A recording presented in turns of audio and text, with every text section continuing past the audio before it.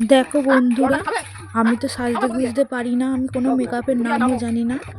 দেখো আমাদের বাচ্চাগুলো আমাকে সাজিয়ে দিচ্ছে, পুরো সব কিছু শাড়ি পরানো থেকে আরম্ভ করে সব বাচ্চা দুজন করে দিয়েছে। আর আমার মা একটু একটু হেল্প করেছে। দেখো আমার দ্বারা কিচ্ছু হয় না, আমি শাড়িও পরতে জানি না, মেকআপের নামও জানি না, আর মেকআপ কীভাবে কী করতে হয় তাও জানি না। আমি একটা অকম্মার ঢেকি, সত্যিকারে বলতে আমার দ্বারা এসব কিছুই হয় না। তো আমার কি করতে হবে, আইশ্যাডো কী করে দেয় না দেয় সব আমাকে দিয়ে দিচ্ছে। দেখো আমি একদম মানে কি বলবো, একদম পুরো ঢ্যাঁড়স।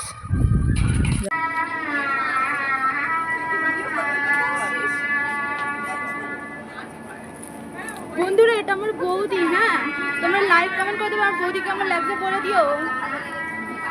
গেটটা খুব সুন্দর সাজিয়েছে। যা, তোমার সাথে তোলা হলো না।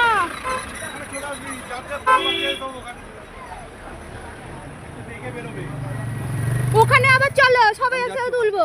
আবার দেখে পরিচালনা করে চলে গেলাম ওদিকে। সবার প্রথমে আমি বৌদিকে গিফট দিয়ে চলে গেলাম যেখানে খাওয়া দাওয়া হচ্ছিলো, সেখানে চলে গেলাম। সেখানে খুব সুন্দর করে গিফট সাজিয়েছিল। সেখানে গিয়ে একটু দাদার সাথে ঝগড়া করে খাবার ওখানে দেখছিলাম, একটু খাচ্ছিল। তারপর আবার আমি গিয়ে ফটো তুলতে চলে গেলাম বৌদির কাছে।